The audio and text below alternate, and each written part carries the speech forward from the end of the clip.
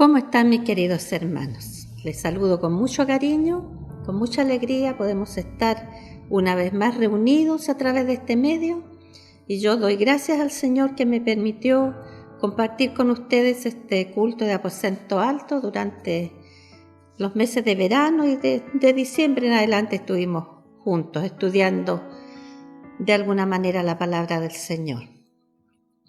Vamos a orar, hermanos. Te damos gracias, Señor, en esta hora, porque eres nuestro Dios, porque nos amaste primero, Señor, porque nos apartaste del mundo para darte a conocer a nosotros, Señor, gente humilde, gente sencilla de corazón, y tú te has revelado a nosotros, Padre bueno. Te damos gracias por tus misericordias, Señor, por tu bondad, porque cuidas de nosotros, Padre, porque nos permites, Señor, de alguna manera comunicarnos y en torno a tu palabra, Padre, que es lo más importante para nosotros. Te damos gracias, Señor, por todo el bien que le haces a diario a nuestra vida, por toda tu bondad y por todo tu amor. Sabemos, Señor, que estamos viviendo tiempos difíciles sin lugar a dudas, pero también queremos clamar a ti en esta hora, Padre, por la situación de nuestro país, por la situación, Señor, de los trabajadores de nuestro país, Señor, los estudiantes de nuestro país, los que nos dirigen, Señor, desde el gobierno. Reciban, Señor, la visión de tu presencia, la visión de tu gloria, Señor, para poder afrontar todas estas calamidades, Señor, que estamos viviendo y las que vendrán.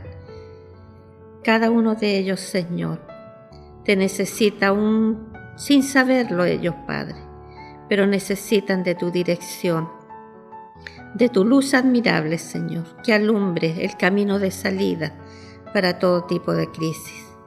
Oramos por ellos, Señor, sabiendo que tú eres un Dios misericordioso, como nos amas a nosotros, también a ellos les amas. Y estás esperando por aquellos que han de ser salvos en estos tiempos aún, Padre. Gracias también por tu palabra, Señor. Nos ha enseñado muchas cosas tu palabra y aún hay mucha riqueza en tu palabra para aprender, Padre, cada día aprender algo más de ti.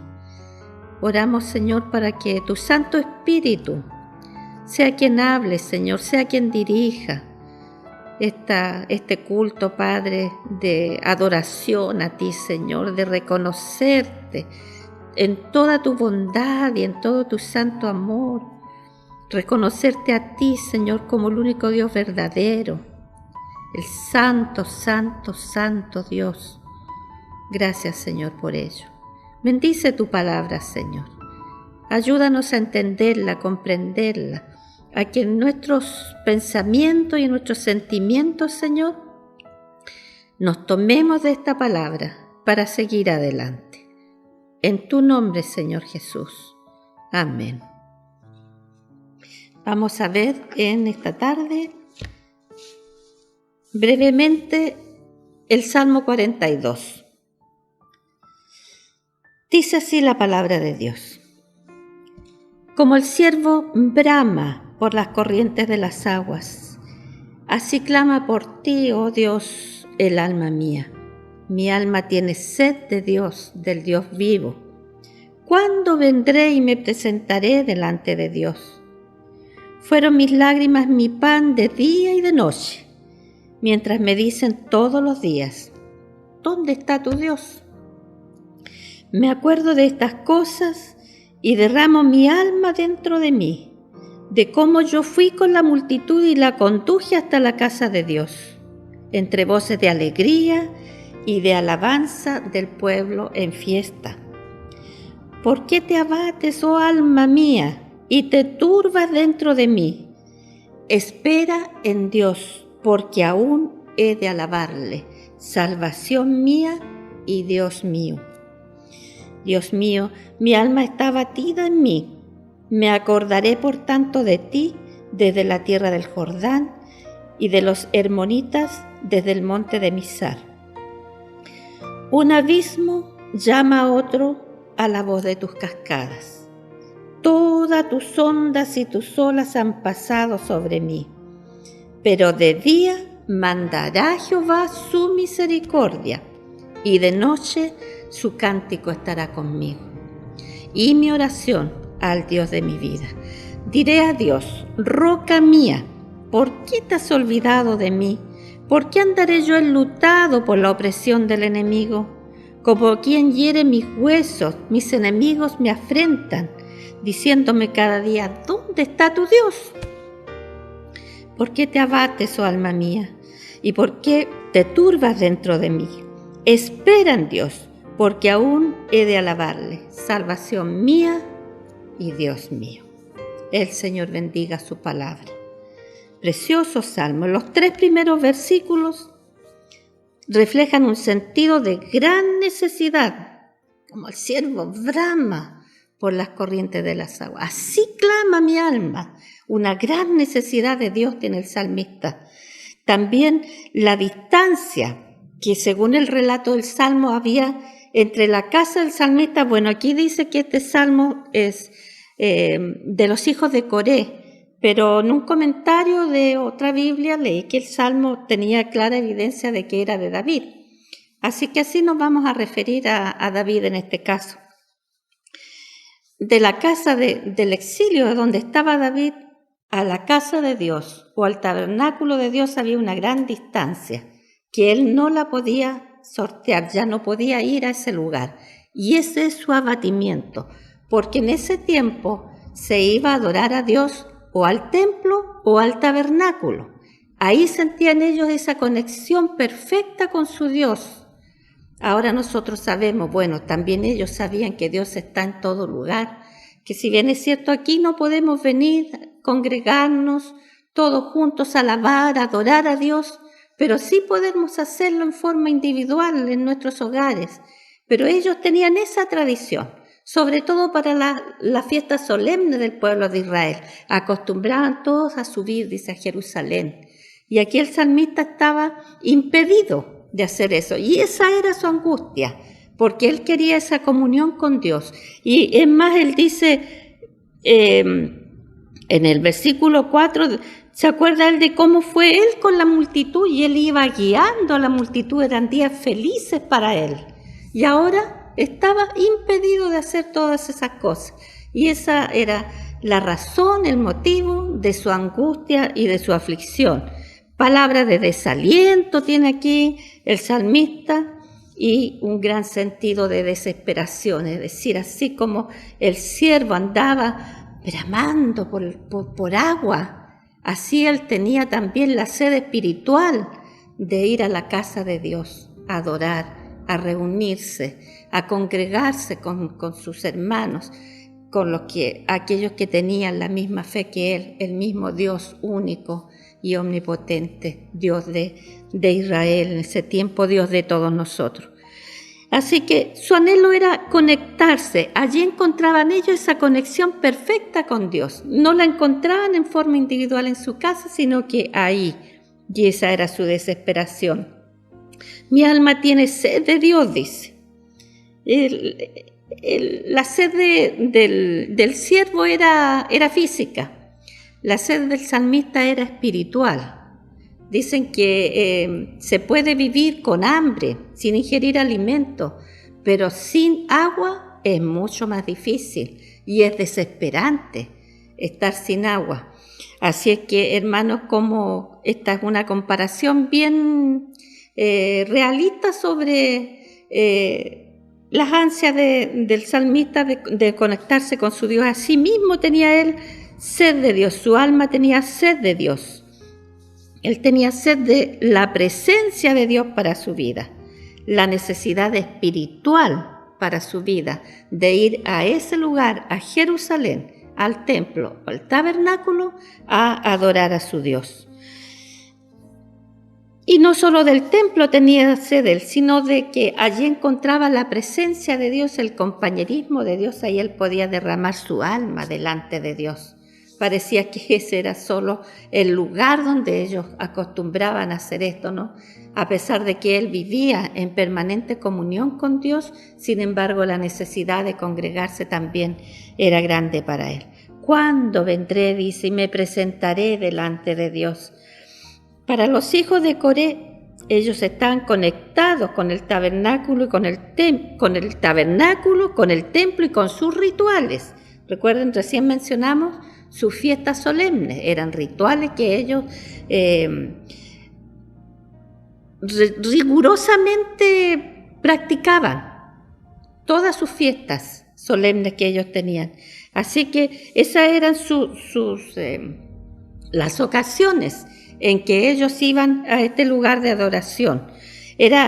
Ahí tenían en el templo un lugar designado para presentarse delante de Dios. Como quien diría, aquí debemos venir a este lugar y tal vez debemos arrodillarnos ante el altar ahí, y ahí es cuando encontramos la comunión con el Señor.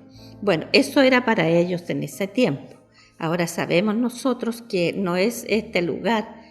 Claro que habita la presencia del Señor, en estos lugares han sido consagrados para la adoración de Dios, pero también, y en las circunstancias extremas que están, nuestros hogares también han de ser consagrados para adorar a nuestro Dios, hasta que el Señor decida lo contrario y podamos volver a congregarnos aquí, pero sin ansiedad, sin angustia, sino esperando confiadamente en el tiempo de Dios.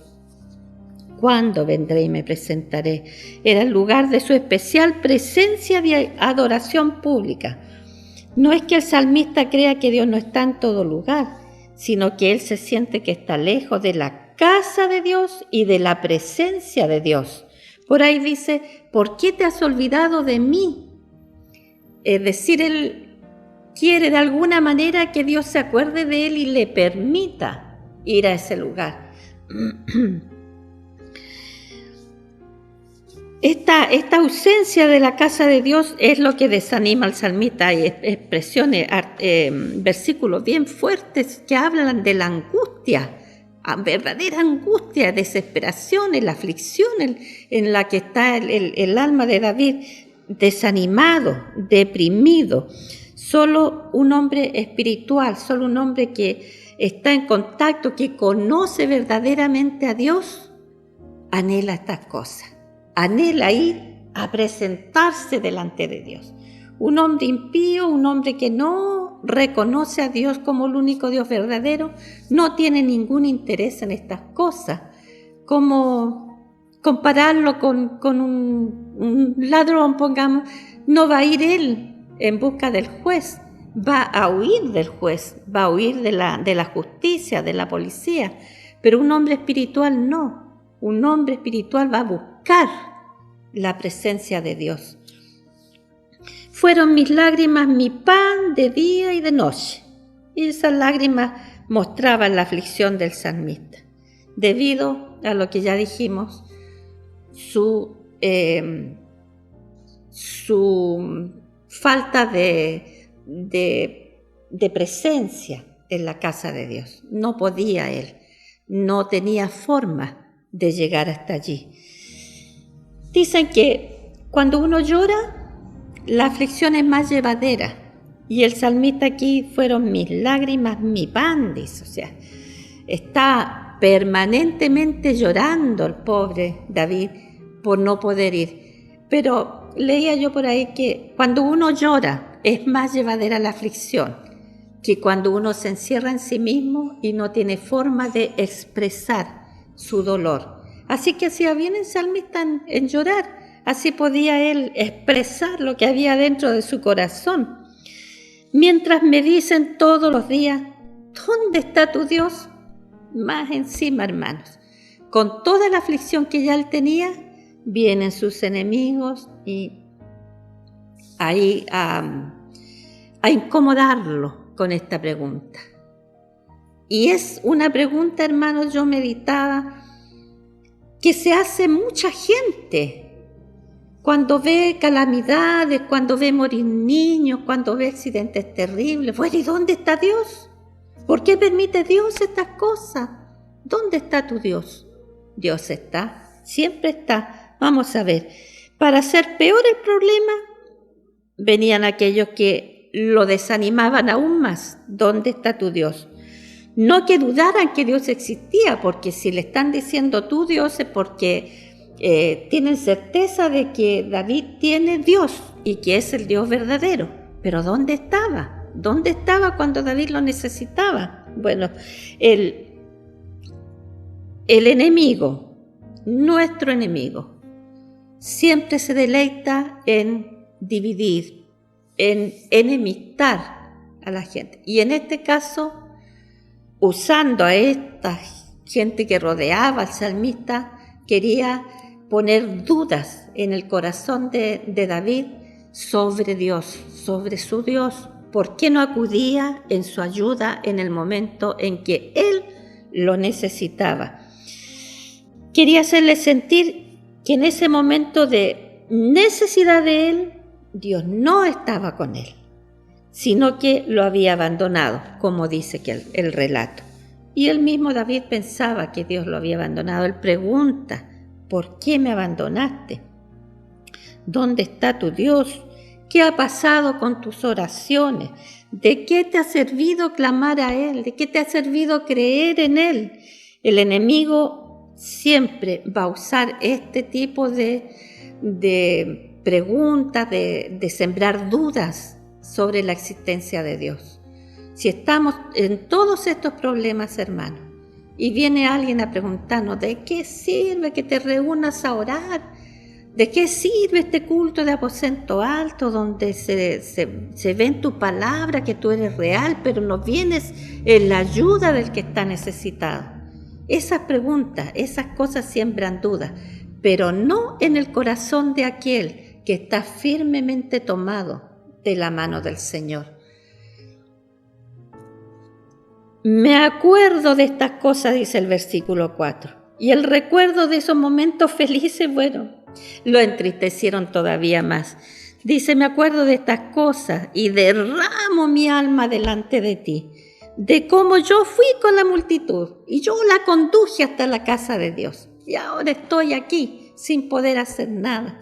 Derrama, el pobre salmista derrama su alma con toda su tristeza ante la presencia del Señor. Él pensó en los tiempos cuando iba a adorar y cómo Él guiaba al pueblo. Derramo mi alma dentro de mí. Estos son intentos de descargar de alguna manera su dolor de la aflicción que sentía por no poder hacer las cosas que antes hacía. ¿Por qué te abates, alma mía?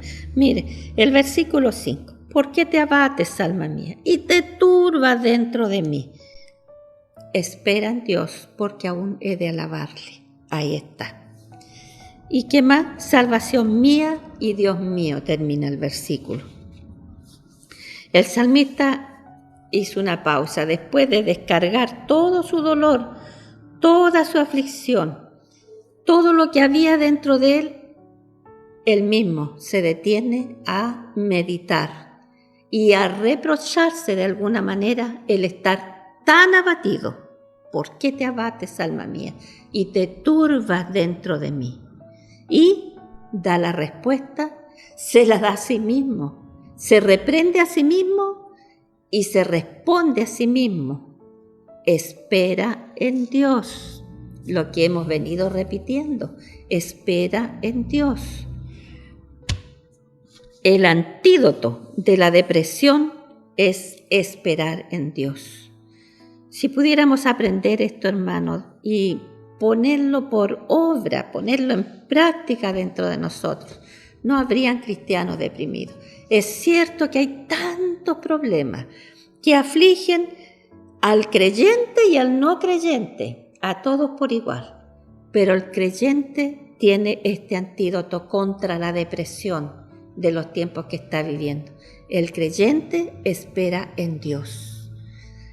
Salvación mía, dice, y Dios mío, salvación mía. O sea, ahí está su esperanza. Dios va a salvarle. en su momento, en el momento de Dios, en el tiempo de Dios, se hace realidad esta promesa.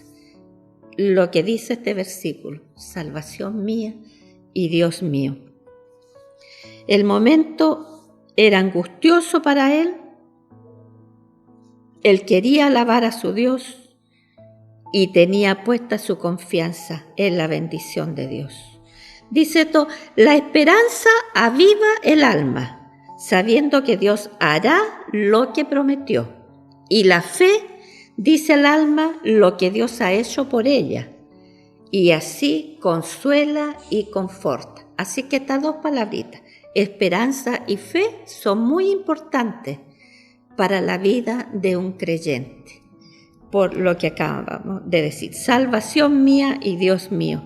La principal esperanza y el mayor deseo de David era buscar la presencia de Dios, la bondad de Dios y la capacidad de Dios para ayudarlo.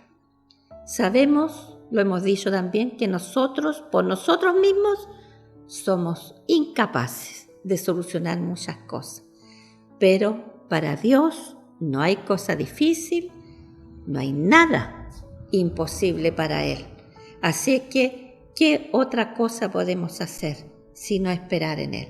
Creer en esta palabra, creer. Estamos sumidos en la desesperanza tal vez, pero debemos esperar. De repente Dios va a abrir el camino y vamos a ver su luz y vamos a ver la solución a nuestros problemas cuando Él lo tenga así dispuesto. Pero sepa, hermano, que en ninguna situación, en ninguna circunstancia estamos solos. Siempre Dios está con nosotros y Dios está en nosotros. Y Él no quita su mirada de sus hijos.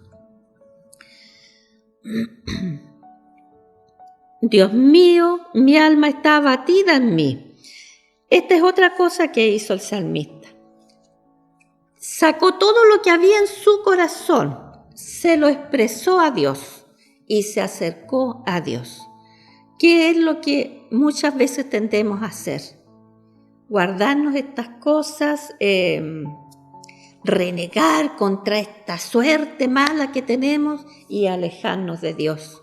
Falla nuestra fe, falla nuestra esperanza, falla nuestro amor a Dios, falla todo eso y nos alejamos de Dios. La desesperanza, hermanos, es una muy mala consejera. Un cristiano no debe estar desesperado, un cristiano debe estar confiado. Dirán, es muy bonito escucharlo, es muy bonito decirlo, pero es esta una realidad tremenda. Si apartado de Dios nada podemos hacer, nada, lo dice la palabra y nosotros lo creemos. Así que, salvación mía y Dios mío, tú tienes la capacidad para ayudarme. Y si mi alma está abatida, no me alejaré de Dios, sino que ahí está mi situación, Señor. La confieso, la traigo delante de ti, mi situación, y la dejo y espero en ti, porque sabemos que tú harás. Mire el versículo 7, es bien dramático. Un abismo llama a otro, a la voz de tus cascadas, dice, las cascadas de agua. Todas tus ondas y tus olas han pasado sobre mí. Es decir, ya más desesperado no se puede estar. Un abismo llama a otro y cae la cascada y ahí va nuestro ser angustiado, nuestro ser desesperado, afligido, ahí va. Y sobre toda esa caída pasa el agua por sobre nosotros, o sea, quedamos sumidos en la desesperación, en la desesperanza por completo. Pero hay algo que no podemos dejar de ver, que allí, cuando todas estas, el abismo llamó al otro abismo y todos botaron su agua ahí y las ondas pasaron y las olas pasaron y nosotros quedamos ahí sumidos. Pues allí Dios está con nosotros. Él no nos dejó caer allí solos a esas aguas profundas. Él fue con nosotros y Él permanece con nosotros. Nunca nos va a abandonar el Señor, nunca, aún en la peor de las situaciones, en la peor de las circunstancias, Él va a estar con nosotros. Y aquí viene lo maravilloso. Versículo 8. Pero de día mandará Jehová su misericordia. ¿Ve que no estábamos solos? Él mandará su misericordia. Y de noche dice, su cántico estará conmigo. Y mi oración al Dios de mi vida, ¿ve? Su misericordia nos va a acompañar con toda seguridad. Dios mandará su misericordia. ¿Y por qué lo aseguro? Porque lo dice la palabra, lo dice la Biblia. Y si lo dice la Biblia, es así, tal cual. Sobre quien Dios mandará su misericordia, sobre todos sus hijos que estén en aflicción. Esa es nuestra esperanza. De mañana, Él mandará su misericordia. El salmista llegó al lugar seguro, dice el versículo 9, diré a Dios, roca mía, ¿por qué te has olvidado de mí? Roca mía. Él reconoce la fortaleza del Señor, la seguridad que hay en una roca, la firmeza, la estabilidad y la fuerza que tiene una roca. Allí llegó el salmista con sus problemas y sus angustias, es decir, al lugar seguro. De mañana llegó la misericordia del Señor, pero Él llegó a su roca, a la roca de su salvación, que también es nuestra hoy en día.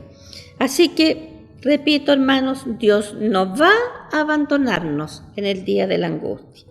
Espera en Dios la respuesta a todos los que están abatidos por las circunstancias de nuestro tiempo. Algunos ejemplos. El encierro a muchos les trastorna un poco la vida el encierro. La falta de trabajo, las enfermedades, ya sea de uno mismo o de algún ser querido, de alguien muy conocido por nosotros, muy amado por nosotros. Hemos visto a los siervos del Señor partir a la presencia de Él.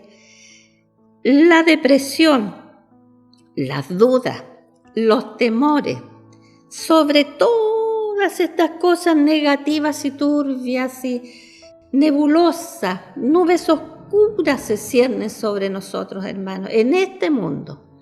Pero sepa usted lo que dice la palabra. Espera en Dios.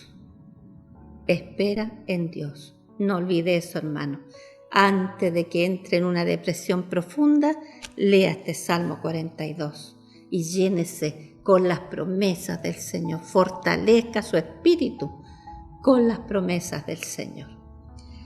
Te damos gracias, bendito Señor. Es una esperanza tan gloriosa para nosotros, Padre, el saber que aún en los abismos, aún cuando las aguas profundas nos tapen, Señor, nos cubran completamente, allí estás tú con nosotros. Es glorioso saberlo, Señor. Es glorioso saber que tú estás en nuestra vida, en cada circunstancia de nuestra vida. Estás tú presente y que jamás nos vas a abandonar. Por eso oramos, Señor, para que tú nos ayudes a esperar en ti. Aún, Señor, cuando tu respuesta tarde, sabemos que tú cumplirás tu promesa, tu palabra, Señor. La cumplirás, porque tú no eres hombre para que mientas, dice la palabra, o para que te equivoques, o para que te retractes. No, tú eres Dios, el único Dios verdadero, y eres nuestro Dios, Señor. Y por eso nosotros, a pesar de todo, Señor, de lo que venga, Padre, queremos seguir adorándote y nunca quitar la mirada de ti. Siempre mirar a lo alto, donde está sentado el Todopoderoso, el Eterno, y a la diestra su Hijo Jesucristo, y en nosotros su Santo Espíritu. ¿A qué podemos temerle, Señor? Si tú estás con nosotros, en nosotros, nadie podrá con nosotros. Ninguna de estas circunstancias, ninguna de estas situaciones podrá apartarnos del amor de Dios, que es en Cristo Jesús, Señor nuestro. Glorificamos tu nombre, Padre. en el nombre de nuestro Salvador Jesucristo. Amén. Gracias, Señor. Amén.